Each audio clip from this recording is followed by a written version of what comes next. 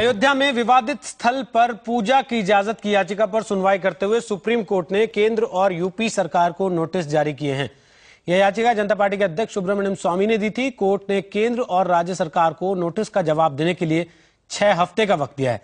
हमारे साथ जी न्यूज संवाददाता शैलेश रंजन इस वक्त फोनलाइन पर मौजूद हैं। शैलेश, इस नोटिस का मतलब क्या समझा जाए?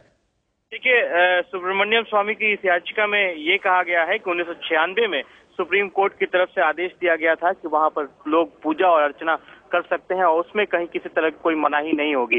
स्वामी की जो दलील है वो ये कहते हैं कि चूंकि वहां पर सिक्योरिटी की ज्यादा व्यवस्था है, इसलिए लोगों को सही तरीके से पूजा करने की इजाजत नहीं दी जा रही है।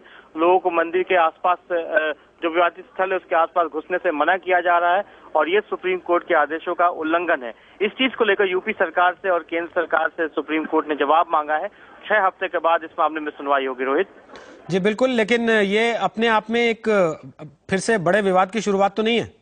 देखिए रोहित, ये सुप्रीम कोर्ट ने जब अपना फैसला दिया था उस वक्त जब कल्याण सिंह को 1 दिन की सजा सुनाई गई थी, उसके बाद जब अगली सुनवाई हुई थी करीब 1996 के लगभग में, तब सुप्रीम कोर्ट ने ये कहा था कि वहां पर पूजा करने की इजाजत दी जाएगी और दी गई थी। बाज़ाब्ता अदालत का आदेश पारित हुआ था उसके बाद, और तब से लेकर अब तक अब किसी तरह कोई विवाद नहीं उत्पन्न हुआ था। लेकिन इसी याचिका के बाद, क्योंकि राज्य सरकार इम्प्लीमेंट नहीं कर रही है और केंद्र सरकार की तरफ से अभी तक कोई मनाही नहीं की गई थी, इस लिहाज से ये देखना दिलचस्प हो जाता है रोहित कि दोनों सरकारों का किस तरीके से जवाब आता है।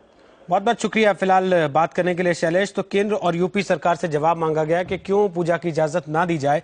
अयोध्या में विवादित स्थल पर जनता पार्टी के अध्यक्ष सुब्रमण्यम स्वामी की याचिका पर सुनवाई करते हुए ये नोटिस जारी किया गया।